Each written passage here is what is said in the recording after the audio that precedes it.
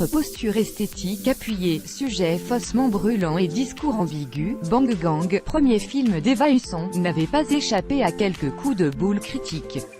Elle est de retour avec Les Filles du Soleil, propulsée en compétition officielle à Cannes. Imprimer la LEGENDE. Les combattantes kurdes ont longtemps attiré l'attention des médias occidentaux désireux de couvrir la lutte contre l'État islamique tout en fournissant au grand public européen un angle jugé accrocheur. Mais Eva Husson, si elle fait mine de s'intéresser à leurs conditions, préfère projeter ses fantasmes sur une unité féminine, chose déjà rarissime dans les rangs kurdes, qui disséminent des combattantes ici et là, dans un rôle qui rappelle plus celui des porte-tambours des guerres napoléoniennes que des Amazones 2.0. Le métrage reprend dans les grandes lignes le documentaire de Xavier Muntz encerclé par l'État islamique. Le réalisateur se retrouve ici cantonné à un caméo et au rôle de conseiller technique. Muntz avait effectivement passé plusieurs semaines dans le Sinjar avec les combattants kurdes et a ramené un coup de poing diffusé il y a quelques années sur Arte. C'est ce que vit ainsi l'héroïne du film d'Eva Husson, une journaliste qui se lance dans un reportage sur les combattantes kurdes au milieu du Sinjar. Ce qui gêne d'emblée, c'est l'hommage grossier, pour ne pas dire irrespectueux, à la journaliste Marie Colvin. Le personnage joué par Emmanuel Berco lui ressemble effectivement et aurait perdu un œil à Homs, en Syrie, là où précisément Marie Colvin a été tuée. On se dit qu'il s'agit d'une maladresse, mais ça n'est que le début du film.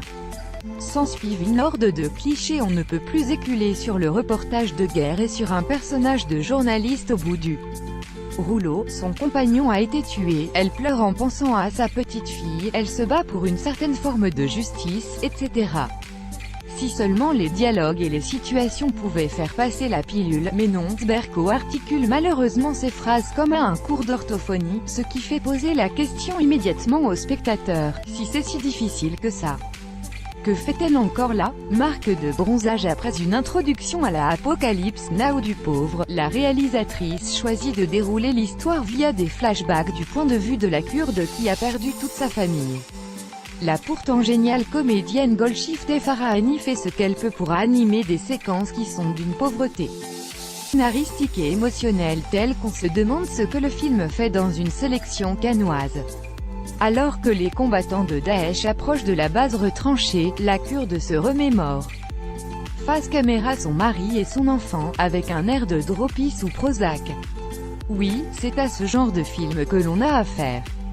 Inutile d'épiloguer sur l'amateurisme régulier, sur les choix plus que douteux de la réalisatrice qui n'a visiblement aucune idée de ce que c'est qu'un conflit et des psychologies qui en subissent les conséquences. Mais au-delà des immenses défauts du film, il faut poser la question à Eva Husson, qui tente de tirer d'une pareille situation un film qui se dit féministe.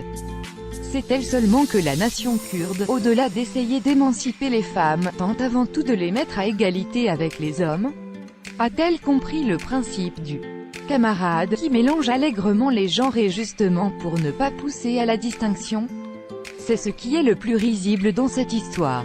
Car, si l'on passe sur le fait que les femmes kurdes ont souvent servi d'outil de propagande à leur combat, la réalisatrice semble oublier que l'égalité et le respect entre les genres restent l'une des valeurs les plus importantes aux yeux des Kurdes.